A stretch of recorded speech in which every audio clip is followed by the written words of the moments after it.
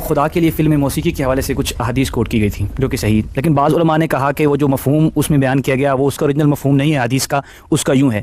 تو کیا اس طرح اوریجنل حدیث کا جو اہمیت ہے وہ پس پشت نہیں چلی جاتی، جبکہ ایک عام آدمی کا انسانی سوچ ہے وہ اس کی زیادہ نہیں ہو جاتی اہمیت؟ یہ بات یہ قرآن کی آیت ہو یا حدیث ہو، اس کو سمجھنے میں اگر کوئی اہل علم اختلاف کر رہے ہیں یا وہ یہ کہتے ہیں کہ اس کا اصل مفہوم یہ ہے، یا یہ کہتے ہیں کہ وہ اس سیاق و سباق میں بات کہی گئی ہے، تو آپ غور سے ان کی بات سنیں، جس کی بات آپ کو معقول لگے اس کو مان لیں.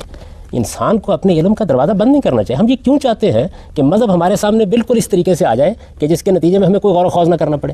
ہمیں بھی غور و خوض کرنا چاہیے، ہمیں بھی سمجھنا چاہیے. مذہب ہمارے لیے ایک زندہ حقیقت ہونی چاہیے. ہم اس کے بارے میں سوالات کریں، ہم اپنے اشکالات وارد کریں، اور اس میں اگر 2 یا 4 آ رہا ہوں تو اپنی عقل کو آواز دیں اور جو بات معقول لگے اس کو مان لیں. پرسنلی جو فیصلہ کرنا ہے اپنی ذات کے لیے وہ مجھے اپنے علم کی بنیاد پر کرنا ہے. تو میرے نزدیک میں نے آپ کو ایک رائے بتائی، قرآن مجید کی ایک آیت سمجھا دی، کسی حدیث کے بارے میں اپنی ایک رائے بتائی، آپ غور کیجئے، بات سمجھ میں آ جائے قبول کر لیجئے، نہیں تو کسی دوسرے کی قبول کر لیجئے. آخر اس سے کیا قیامت آ جائے گی؟ میں تو کبھی آج تک اندازہ ہی نہیں کر سکا کہ اگر اختلافات کو ہم مخالفت اور اناد نہ بنائیں تو کبھی کوئی خرابی نہیں پیدا ہوتی.